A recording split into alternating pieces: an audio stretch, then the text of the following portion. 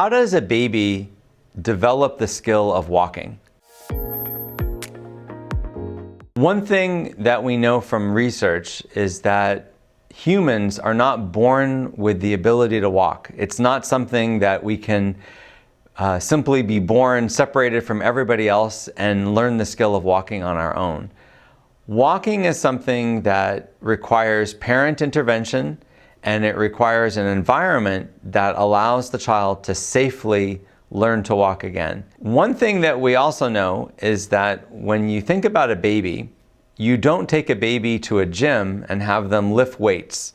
You don't look at the child that's not walking and say to yourself, this child is weak, that's why they can't walk, so we're going to give them strength training. You also don't take the child and put it in a classroom and tell it, these are all the principles of walking, this is how you should have posture, this is where you should hold your arm or your foot, because that would be ridiculous. Babies don't understand that kind of instruction, and certainly a baby wouldn't be brought into an exercise class or given anything that would strengthen their arms and legs.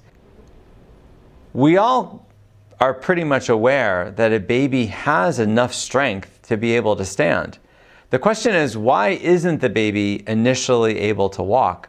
It's because the baby lacks the coordination and balance to be able to walk when they're in a standing position. So it's not a strength issue, it's a coordination, a balance, and sort of a programming issue. The child doesn't yet have the skill of walking. I have to ask, why when we look at an adult that's lost the ability to walk, do we automatically assume that they can't walk because they're not strong? I ask any new student of mine, any new employee of mine, look at someone with a stroke and tell me, why can't they walk? Why can't they get around? And the first answer they always give is strength. But when we look at the baby, we don't think that the baby isn't strong enough. We just assume that the baby lacks that skill.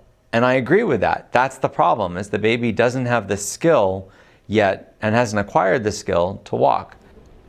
So another way to think about this problem is think about a young, fit, young adult who plays in sports, is highly functional, and has a sudden accident, a car accident, and suddenly, because of a brain injury, can't walk.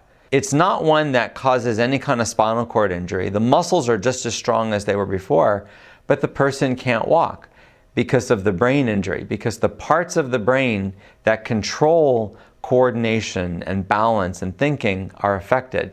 So we wouldn't give that young, fit adult strength training because we know that really it's problems with his brain. And what we're hoping is that that young adult can relearn how to walk again. But when we look at an older person, a lot of times the tendency is to assume, because they're older, that the problem is strength. When just like a baby, the older adult has lost the skill of walking, not strength in the muscles as the limiting factor. Walking is a motor skill.